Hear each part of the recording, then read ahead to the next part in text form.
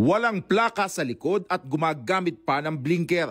Ito ang dahilan kung bakit hinarang ng PNP Highway Patrol Group noong Biyernes ang isang itim na SUV sa Filipinas Avenue sa Parañaque City. Lula ng SUV ang dalawang lalaki na nagmamatigas pa sa mga pulis. Nang halugugin ang loob ng sasakyan, ikilagulat ng mga pulis ang na-recover na 3 bulletproof vest, isang baril at C4 explosive. Bakit nga siya mayroong dalang C4, may bullet vest na 3, ready to unarmed confrontation, di ba? Prepared. Under investigation pa actually lahat eh.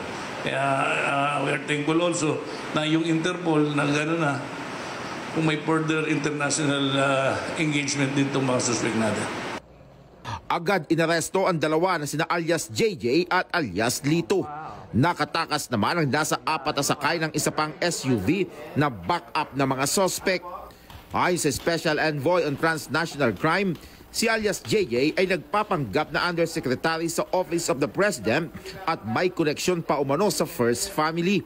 Nakatakas siya noong 1 taon sa entrapment operation ng CIDG sa Pasay City.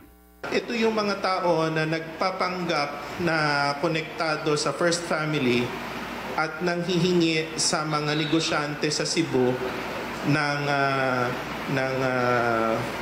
pera. May mga nabiktima siya na nasa government din.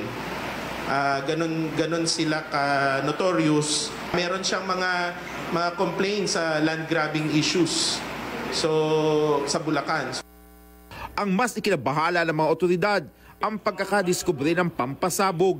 Humingi na ng tulong sa National Security Council ang Special Envoy on Transnational Crime para magkaroon ng mas malalim na investigasyon. Baka nag-evolve siya sa mas malalim na criminal activity, kaya may dala-dala siyang explosives. Kasi talagang yun ang medyo seryoso. Tumanggi magbigay ng pahayag si alias JJ pero ang kanyang kasama mariing itinanggi ang akusasyon. Wala po kami ginawang masama. Ano pangalan niyo, sir? Madami lang po. May paalala naman ng mga otoridad sa publiko. Huwag tayong basta magtitiwala lalo na sa mga taong gumagamit ng pangalan ng ating First Family at humihingi ng mga ganyan dahil hindi nila tinotolerate yung mga ganyan.